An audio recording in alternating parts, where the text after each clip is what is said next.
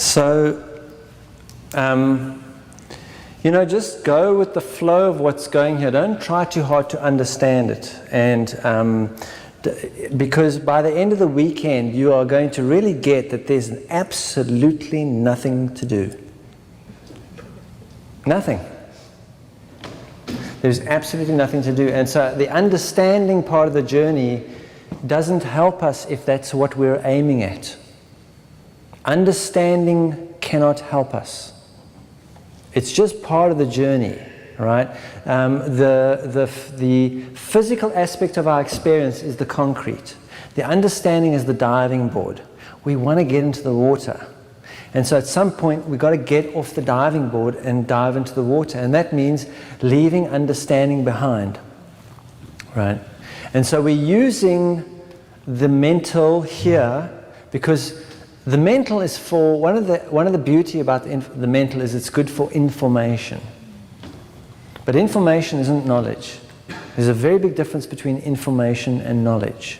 Knowledge requires an experience, a physical, mental, and emotional experience of what it is you want to know something about, not just an understanding.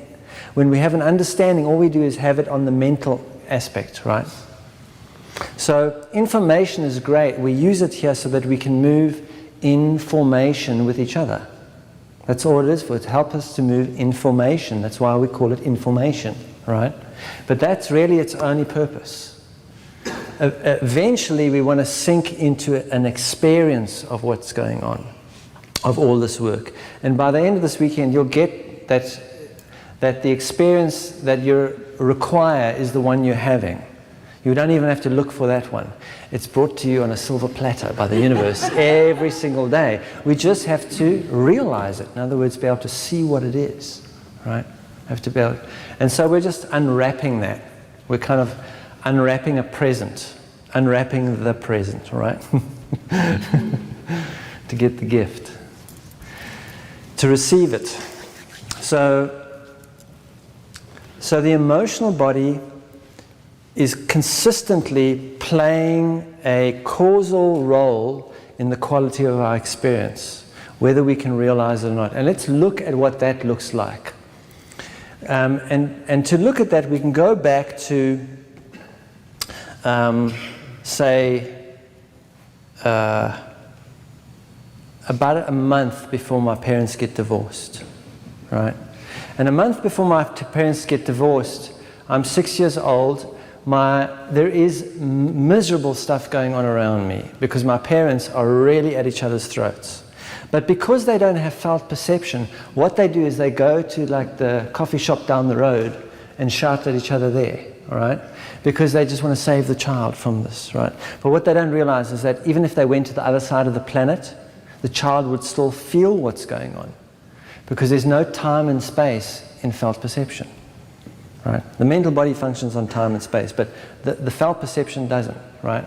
When I'm connected to my parents, as a child, when my felt perception is open, I feel everything that's going on with them, no matter where they are, right? So for me, I'm going through a very uncomfortable period as a child because my parents are fighting. There's fear, anger, and grief. Their own core issues are now surfacing, right? And so one day I'm standing in the front room of the house and I see some visitors coming up. And I think, well, this is fantastic. At least something wonderful is going to happen today, right? And being a child, I behave like a child. Visitors! Visitors are coming! Visitors are coming! Visitors! Visitors are coming! Visitors! Visitors! And my parents say, shut up, there's visitors coming. Behave yourself. Can't you see these visitors coming, right? And in that moment, I go, statue still. And all that's left is one toe is moving, right? That's all that's left. And the visitors arrive and my parents open the door and they come in and they say, well, this is little Frank, right? And the visitors look at me and they say, oh, you are so blessed. What a well-behaved little child you have. Aren't you so blessed to have such a child, right? And there I am receiving these accolades for being completely inauthentic. And it keeps me safe and out of trouble. And I remember that. And I file that away. That act works, right? That act, because that's probably the most attention I've got all week too, right? And so I file that away, and that becomes one of my acts. And whenever that type of experience starts to unfold, instead of being dancing, radiant being of the universe, celebrating it, I now go statue still and take out my act, because that's what worked, right? When that energy came up. Because when that energy came up and I spontaneously went with it, I got shouted and screamed at, right? And I remember that. So let's fast forward to when I'm now 16 years old. I'm 16 years old, I'm past puberty, right? And there's this person at my school, right? This girl. And whenever I see her, I really want to go, oh, I don't know what's going on with me, right? But I don't, right? Because by now I have my act, right? So one day I see her walking along the corridor coming towards me, and what I really want to say is, you make me feel so weird, right? But I don't. I've become one of the cool guys at school, right? So I just, hey, right? It's about as much as it's going to be there, right? And she is attracted to me because she has the same issues as I do. So she sees me and she goes, hey, right? And but she's braver than me, because at 16 years old, she's actually more mature than I am, because my emotional development stopped like at 7 years old, right? So she has more bravery, because bravery is actually coming out of the emotional body, right? So she decides to come visit me at my house. And she walks up that same garden path, and I'm standing in the same room I did when I was 6 years old. And I see her come up the garden path. And really, internally, I want to say, I'm the man, I'm a lover boy. Me, love a man, right? But I don't, right? Because now I have my act. So I go to the door, and I open the door and I go, hey, what's up? When I hang out, it's like, she's coming, yeah, cool. Right. So that, I've got my act down now, right? And that goes on through my life, right? Let's go to about 2 weeks before I do not get the promotion, right? And I'm kicking it at work. I'm earning money. I've got a good job, right? I've got groovy clothes. And when you've got good money and got a good job, and I've got an apartment, right? All those things lined up. The only next thing is to get lots of stuff, right? So I'm buying lots of stuff, right? But there's no point in buying stuff unless you've got someone to show it to. So I cruise over to the people at the water fountain at work, my associates, and I say to them, you want to come over for dinner sometime? Maybe like Friday night. You want to come over for dinner? And they say, yeah, because they've probably also got stuff they want to show me. So they say, yeah, let's come for dinner, right? Now, a very weird thing happens, is that as that moment of that dinner starts to approach, the couple of hours before it starts to happen, right, or an hour or so before, I start to have this weird feeling, right, in my being. I don't even know what it is, but I have a word for it, right? If you see above all these doors, the word is exit. Well, we have this word anxiety. And if you look at anxiety, it spells out any exit, right? And so what's happening, what anxiety is when this feeling arrives, I will take any door. Any door that you can open out of this experience, I will take it, right? To stop this feeling, I will do my best to sedate and control it. I want to feel better from what's going on here. And so I'm walking around my house and I'm saying to myself, why do I invite these people? I don't even know these people. I got to spend a whole night with these people? What are we going to say? What are we going to do? I shouldn't have done this. Maybe I can still cancel, right? And they're on the way, right? And they're driving in the car. And she looks over to him and she says, honey, why are we going to his house? I mean, we don't even know him, right? Because the people in the car are going through the same experience. They're also having this experience of anxiety, right? And by the time we're adults, we have developed the capacity to work with this uncomfortable experience. What we can't see by the time we're adults, because the adult awareness is happening here. This is the adult world, right here. And what we can't see as an adult is that when I was 6 years old, and I was the dancing vibrational being of the universe, welcoming the visitors, right? And someone said, "Shut up," and I went like this. My energy and motion went into resistance. It got stopped. And I resisted the completion of that energetic experience. I put it into resistance. And so it's in resistance to this very day. It's never gone to a point of resolution. And when you take something and you resist it, it creates a friction. And that friction creates a heat. I think we just got switched off.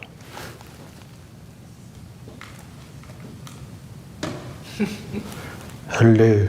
And that friction creates a heat, right? And that heat we spell, we take it and we spell words over it. We call that heat fear, anger, and grief, right? And we don't, because we lose emotional body awareness, we don't perceive that discomfort. I'm switching myself off. Hello? Hello? Must be something I'm doing with my butt. Because we don't have emotional body awareness, we cannot perceive the causal point of the discomfort. It's not in our awareness that this we have a presence in this room.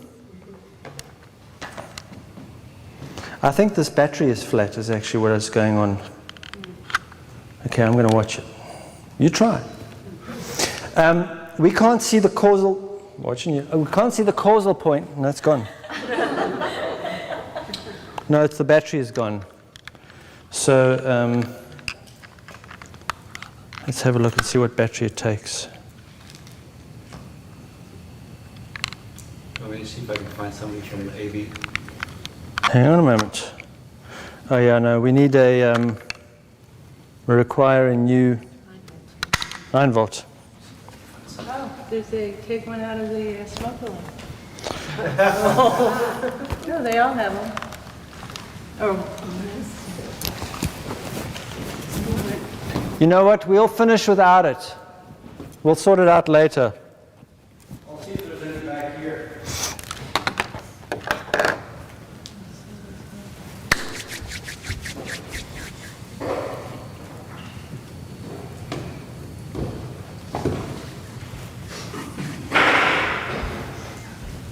Aha.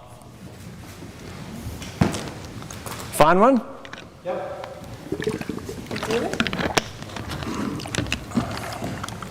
Good job.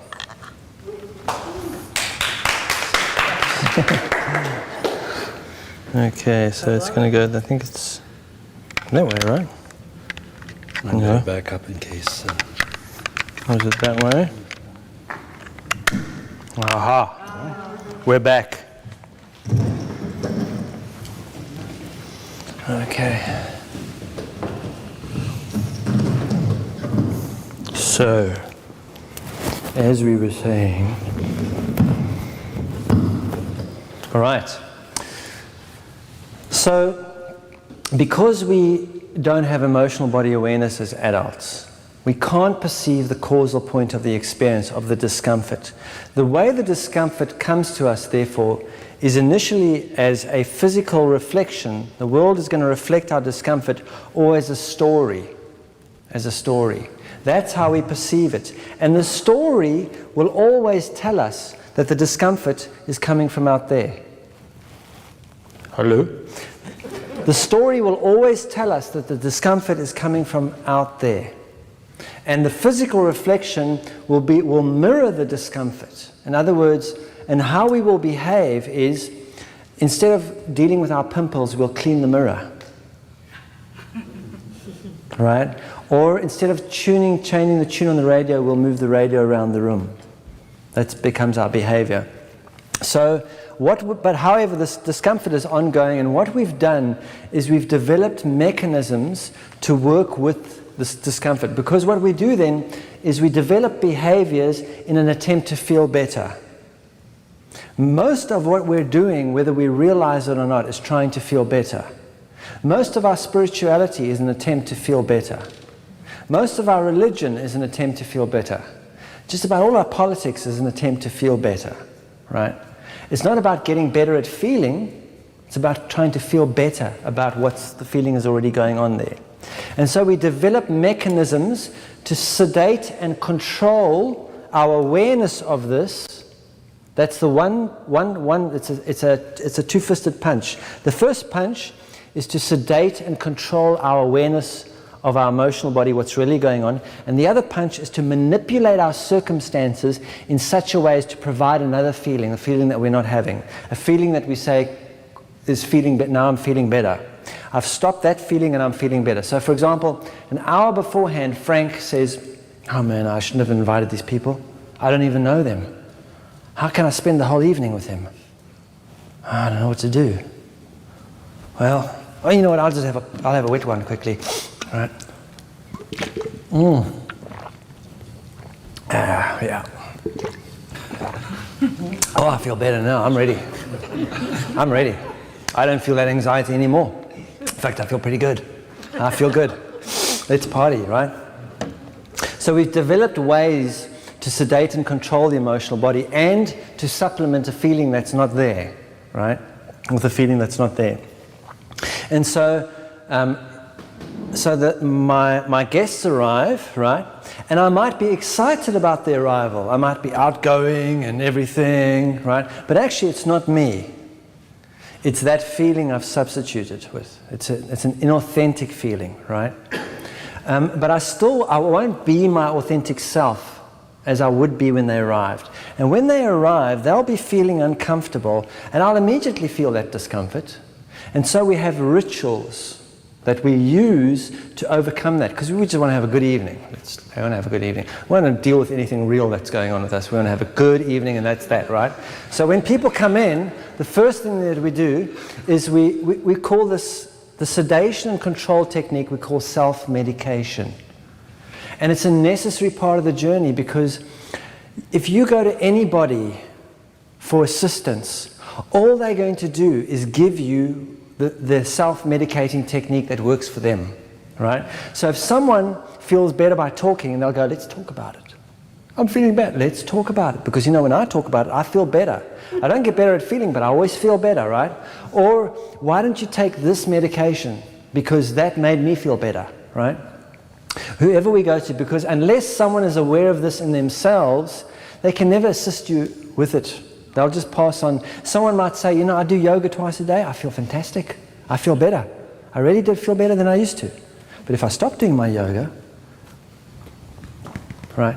So I'm not doing yoga to actually awaken myself spiritually. I'm doing yoga to sedate myself emotionally. So we can use all sorts of things in order to accomplish that. Self-medication. So when the visitors arrive, the very first thing that I will do, right, as they come in, is I will say, how are you doing? How are you doing? Great. Thanks for coming. Great. And they're feeling pretty uncomfortable because now they're in a strange house with a person they don't know, right? And then what I'll do is I'll immediately remedy the situation by taking them over to the altar, right? The medicine cabinet, right? And I'll say, what would you like to drink? Anyone for a drink, right? And that's the altar, right? Because at least that altar works. Because an altar is supposed to alter you. That's what an altar is for, right? Most of the altars we have don't work, right? This one works, right? I'm going to give you some medicine and you're going to feel better and we're going to have a good evening, right? Problem solved, right? And so much of our life we are living feeling better. And one of the biggest hurdles about anyone coming to this work is that the first hurdle to get over is it's not going to help you feel better. It's not about feeling better. It's about getting better at feeling. It's not about feeling good. It's about developing the capacity to feel everything, right? And that's why, and one has to be realistic about where we are with this work on the planet at the moment. It's very important to be realistic, because a lot of people, when they get this work, they read the Presence Process or Alchemy of the Heart, and then what they do is they buy 8 copies and give it to all their family, right? And go, this is going to fix you all, right? It's going to, and look, how many people, tonight is what? Tonight is a Friday night. How many people are at a sporting event tonight? Millions. How many people are at a political rally tonight? Hundreds of thousands. How many people are contemplating the work of emotional integration?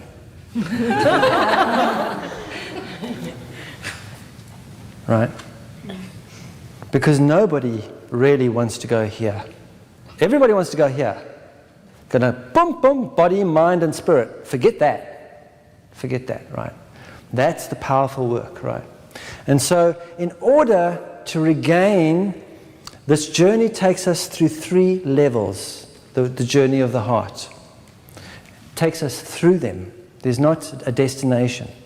And the first level is authenticity, right? Going back to that child that celebrated something, living in celebration, whatever that looks like. The authenticity of the moment, that's the first step. And authenticity is what the word says. Who's the author? Who's the author of the experience I'm having? And the best way to describe the 3 levels of the journey, because the 3 levels are just 3 portals one goes through into this part of the journey. And the first is we're sitting in a restaurant. We have a plate in front of us of food. We don't like the food. We have people sitting around us. We don't like their company. They annoy and irritate us. The waiter standing next to the table, we're moaning at the waiter about the quality of the food, even though we know the waiter doesn't cook, right? The quality of our life is miserable, or it's uncomfortable on some level, and we're saying, why does this keep happening to me? That's where the authenticity journey begins. And then we are asking, who is the author of this experience? And the authenticity journey is about realizing the significance of emotional printing. That until I take care of my emotional imprinting, I am running a software that is running my life. Whether I like it or not, it's running my life. And that is the author of the quality of my experience. And until I choose to take responsibility for that, then nothing is going to ever change. That's the authenticity. That moves us into the next level of the journey. The next portal is integrity.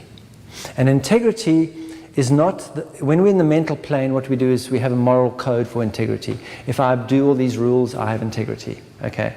If I never lie, I have integrity. But integrity's got nothing to do with that. Integrity is about structure. This building has an integrity to it, right? Earlier on, when that gentleman was talking to us, he was talking about a building that's got really profound integrity. And what integrity is when the right building materials are used for the right applications. If you use the right building materials for the right applications, whatever you build will have integrity. If you don't, the slightest deviation in circumstances, and that will fall over, right? So it's the same with us. Integrity. We have an experience that we are constantly in manufacturing the quality of. And the integrity of that experience is determined by using the right building materials for the right applications. We have 3 building materials: physical, mental, emotional, and they have very specific applications. And when we use the mental for what only the emotional can do, we're going to be out of integrity. When we try and do with the physical what only the emotional can do, we're going to be out of integrity, no matter what. So the integrity part of the journey is when we get up and we go into the kitchen, right? We go, oh, there's a kitchen, right? Now that's a really sexy place. The kitchen is groovy because appliances, recipes, ingredients, utensils, and I can cook. And it's a very powerful trap for the ego. It can get very personal because in the kitchen there's the possibility of becoming a master chef. And that's really sexy to us. And so what happens is when we go into the kitchen is metaphysics. It's the phase called the metaphysics. And what we do is when we're in the kitchen, we actually think we're here.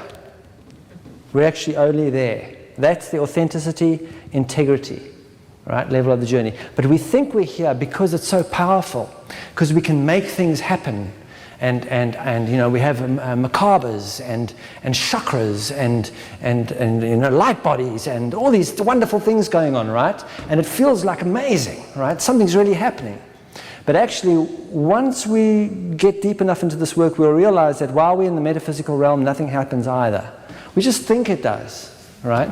So in the metaphysical realm, what we're there to do is learn about integrity. And what the integrity is, the realization that if we cook and cook and cook and cook, the food will eventually spoil.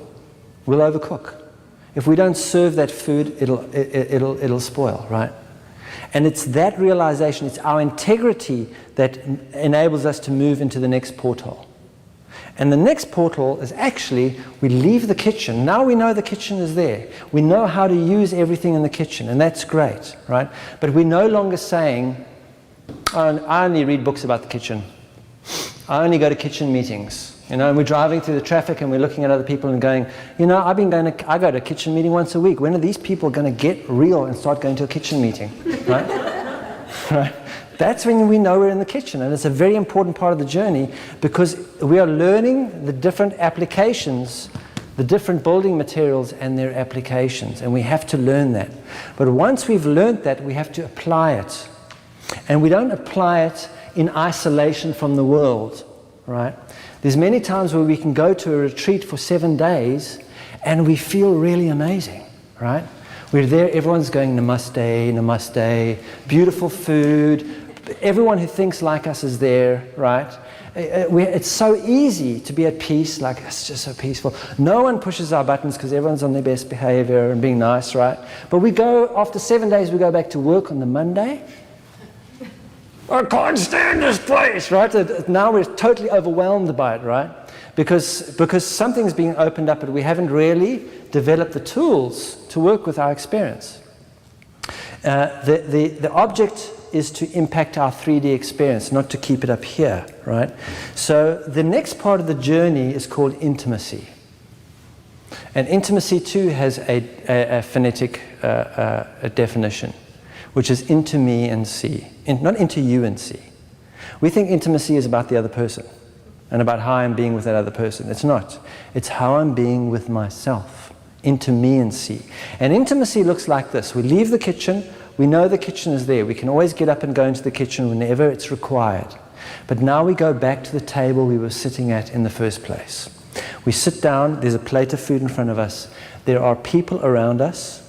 And there's a waiter standing next to us. And by all accounts from the outside, it may look like we're still at this part of the journey. But the difference is we no longer react to our experience.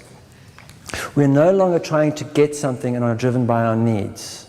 It's no longer about our needs and wants. We now respond to our experience. We've learned to receive what's required and respond to that. And so that every experience that's unfolding becomes an ability for us to see deeper into ourselves. Every single experience. In fact, when we're here, our experience isn't valid. The experience I'm having when I'm uncomfortable is not the one I'm supposed to be having. I'm supposed to be having something else but this one, right? So we completely invalidate our experience. Here we kind of analyze our experience, and here we validate our experience. And the intimacy is to a portal. And it's a portal into opening to the heart. It's not about opening the heart. One of our ways that we speak in the language is, I need to open my heart. Well, the reality is, if you didn't have an open heart, you wouldn't be sitting here, and you actually couldn't comprehend anything that we're talking about. It's not about opening our heart. It's about consciously opening to the heart, so that it enables us to perceive this. And that part of the journey is given. We don't get that part of the journey. We open ourselves to receive it. And the way we do is by developing this capacity, developing the capacity of the emotional body.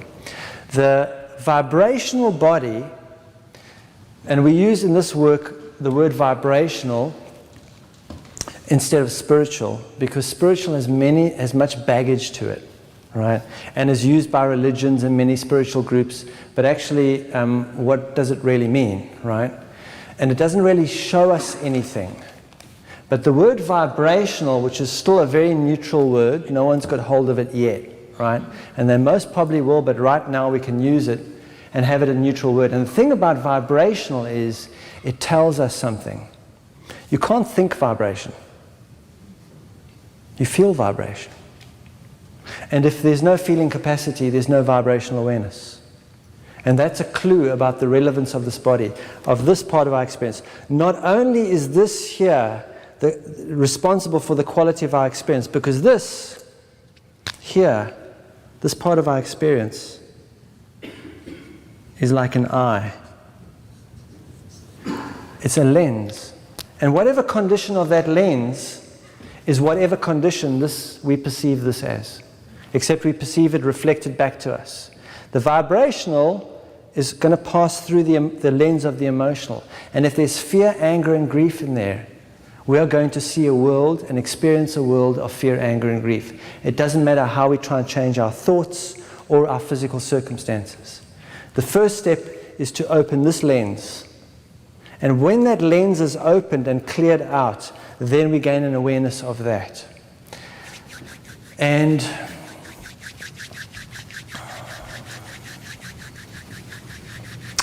I think that's going to be enough for tonight. Yeah, I don't think I want to go further than that today. I think that's enough for today. So tomorrow what we're going to do is we're going to go through the journey of authenticity, integrity, and intimacy. And we're going to see what happens when we apply this work. The nature of this work is that it impacts our 3D experience immediately. That's how you know it's real. The world starts to shift initially in a way that we don't want. Because remember, we come here with needs and wants. I need and want to feel better, but if I enter this work, I'm not going to feel better, I'm going to get better at feeling. And when I start to get better at feeling, the first thing I'm going to do is start feeling what's really going on here. But until I've developed the emotional body awareness, that I'm going to perceive that as something happening here to me. And it's going to look like, wow, the things are getting worse. They're not. I'm just becoming more aware of it. So tomorrow we're going to look at how the emotional content comes up into our lives and how we work with it, how we respond to it, how we apply alchemy to it. Because what this work is all about is alchemy. What opening up this portal, because this is a portal, what opening up the portal is about alchemy. It's about moving from victim-victor into vehicle, into the void. From complaint, competition, compassion into completion. To opening that up. And what does that actually look like practically in the world when I apply this world? What's going to start happening when I take base metal, which is my discomfort, and I transform it into gold, right? Which is an awareness of the vibrational. What happens as I start to do that for real? I'm not thinking about it now. I'm not using my understanding. I'm not imagining it. I'm actually going to start doing it for real. What does that actually look like in my life? How does that impact me? And how does it involve my family? And how does it involve whoever my companion is? And how does it enable me to engage with an absolutely experiential relationship with what the vibrational is, right? And once we get that, if we can receive that, because everything will be given this weekend, if you can just receive that, you won't need another book, you won't need another teacher, because this becomes your teacher. And if you can embrace that as your teacher, you're home free. It's like you hit a home run. Then there's lots of experience to go through. But when you know what the different nutrition is you have to digest, and that it's brought to you every day, and it's given to you as your experience, once you're able to truly see that, then there's no seeking anymore. The seeking is over. There's no seeking. Then it's developing the capacity to receive what's already been given. And so tomorrow we'll look at that, and then depending on what is accomplished tomorrow, normally when we do presentations, I do one-on-ones wherever I am. But one-on-ones are an important part of the journey. So we have a Sunday morning together. And so what I'm opening myself to is on Sunday morning that we can do some one-on-ones right here, right? Those of you that have by Sunday morning something you really want to look at, we can sit here and I will look at it with you, and the rest of you can witness what that looks like, because you'll also simultaneously be having a one-on-one, right? As you see how we actually apply this work within ourselves.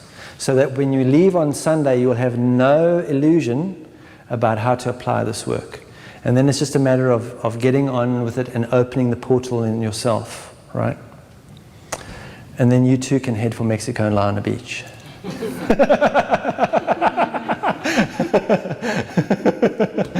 So I appreciate you all coming this way to attend this.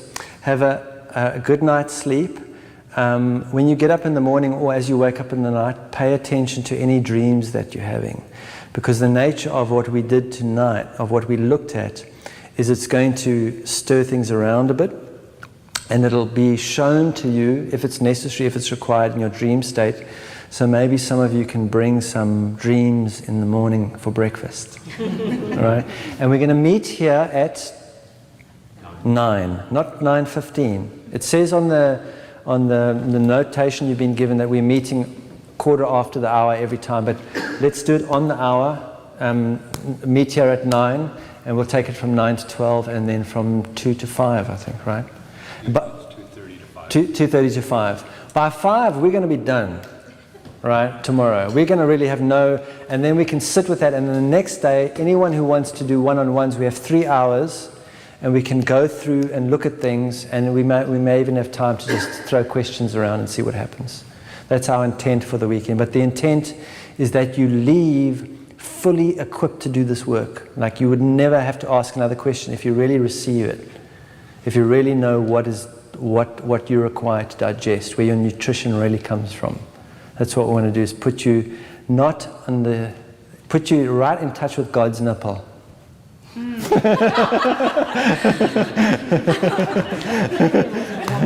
You know, because this is how it is, right? I'll just finish with this, just to show you what I mean by that.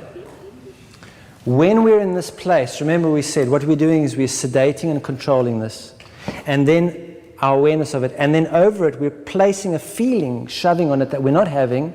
We're manufacturing feelings to feel good, right? That's called manipulation. Manipulation. And what manipulation is, the metaphor of manipulation is this. A boy is born, the first thing that happens is a nipple is thrust into his face, right? And then psychologically, that's where the food of life comes from. The chi is coming from that nipple. And then suddenly the nipple's taken away and hidden away forever. And all he does is spend the rest of his life trying to get the nipple back, right? Man, nipple, nation, right? Manipulation. And what manipulation is, we all have it. It is my manipulation. It is me physically and mentally manipulating my own emotional body to cause it to behave in a certain way. And we see this in the world, the way men manipulate women. It's an external manifestation of that internal experience. And once all it's required, actually, is to bring that to an end within ourselves. The impact of bringing to an end in ourselves is so powerful, it's bigger than a nuclear reactor. And that's us to do for ourselves. Because what happens is, when we clear this out and stop manipulating it, and it opens, this comes rushing through as it is, not as it's defined to be, as it is. And this has a massive impact on our experience if we can allow it through as it is. Right? It can open the porthole, because the portal has to be open from this side, from the side we're in. It has to be open from this world, right? That has to be from this side. It's waiting to come through. It is coming through, but in a very distorted format, according to the lens that we're wearing. We want to remove that, right? So that's the end of the man nipple nation, right? Is the intent. All right? So have sweet dreams tonight. We'll see you in the morning. Thank you for coming. Thank you.